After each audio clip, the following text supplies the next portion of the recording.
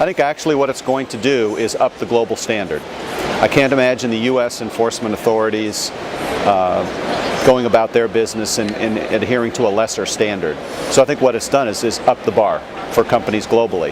I think what you'll see is an acceptance of those increased standards by the U.S. law enforcement community and an expectation that global companies meet the highest level of the standard. So what it's done is it's raised the bar globally. Companies have to consider, do their programs, processes, controls, meet the global standard that's now been bolstered by the Bribery Act. So I think it's a increased time of focus by the companies. It's going to cost them some more resources and more time and attention because the bar's been raised.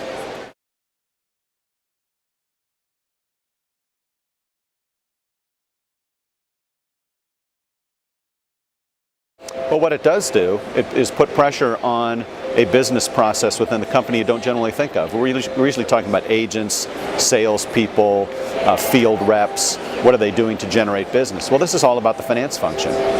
Is the finance function plugged in enough to the business operations so that they can set up the proper accounts, properly record the transactional flow in a way that's consistent with the books and records requirement?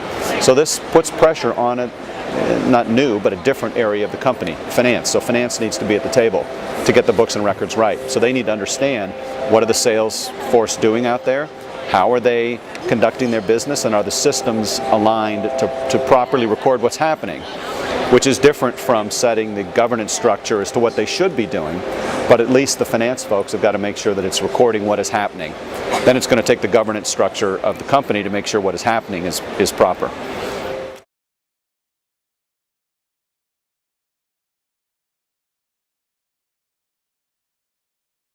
I think it's tone. It's tone and resources from the top.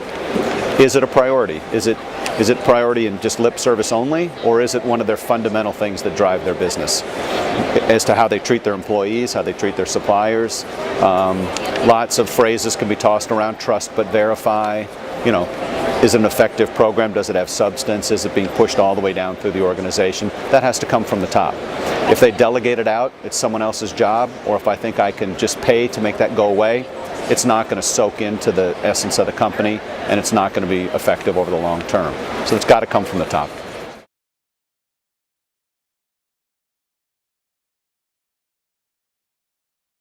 What I see is an emerging global effort towards anti-corruption.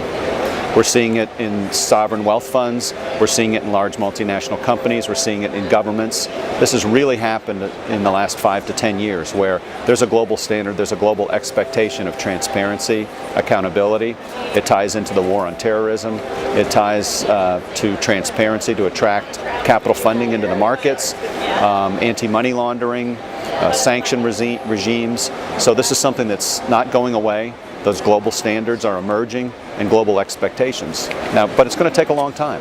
This is relatively new. Business has been done the same way for decades. So it's going to take a while. It's going to take decades to change, but I think it's here to stay, and I think that momentum is going to incrementally build around the world.